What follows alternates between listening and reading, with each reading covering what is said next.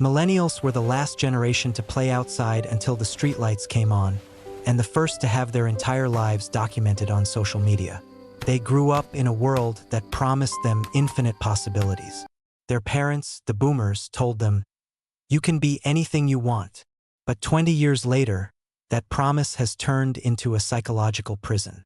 They are the most educated generation in history, yet they are the first to be financially worse off than their parents.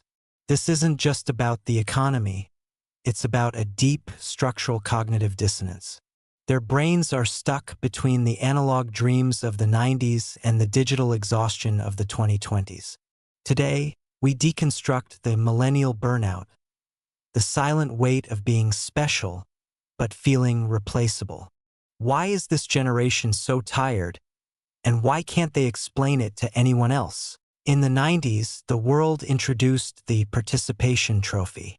It was a psychological experiment meant to boost self-esteem, but it backfired.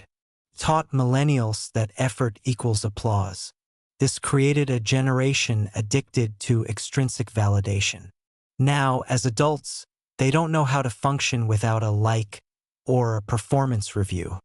When the real world doesn't give them a trophy for just showing up, their brain interprets it as a total failure. This is why millennials are obsessed with optimization. They feel they must be the best parent, the best employee, and have the best aesthetic on Instagram all at once. Psychologically, they are running a race with no finish line. They aren't just working, they are performing a version of themselves that is constantly being judged by an invisible audience. It's not physical labor that's killing them. It's the decision fatigue of trying to stay relevant in a world that moves too fast. Why is a 35-year-old listening to the same pop-punk song from 2003 for the 1000th time? Because millennials are using nostalgia as a survival mechanism. Psychologists call this anemoia, a longing for a time that felt simpler. For millennials, the music of the 90s and early 2000s isn't just entertainment. It's an emotional anchor. It reminds them of a time before the global financial crisis of 2008 and before the always-on culture of smartphones. They are the only generation that truly understands the Great Transition. They remember the silence of a house before the internet, and that silence is what they are desperately trying to find again. They are stuck in a temporal limbo, too young to retire, too old to understand TikTok trends, and constantly mourning a world that doesn't exist anymore.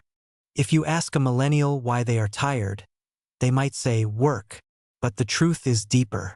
It's learned helplessness. They followed the rules. They got the degrees. They took the student loans. But the American dream, or the global version of it, was sold out before they arrived. They are paying 50% of their income to rent a place their parents bought for 3 years' salary. This creates a psychological state of chronic precarity. Even if they have a good job, the feeling that it could all disappear tomorrow keeps their nervous system in a constant fight or flight mode. They aren't lazy. They are just disillusioned. They've realized that the ladder they were told to climb is leaning against a wall that is slowly crumbling. The millennial burnout isn't a sign of weakness. It's a sign of a generation that has been asked to carry too much for too long. They are the bridge between two worlds, and bridges often carry the heaviest loads. If you're a millennial watching this, know that your exhaustion is valid. You were told you were special, but the world forgot to tell you that being ordinary is okay too. Maybe the cure for the burnout isn't more productivity, but the courage to finally let go of the trophy you were never going to win anyway. The question is, are you ready to stop performing and start living? Or is the fear of being average still too strong?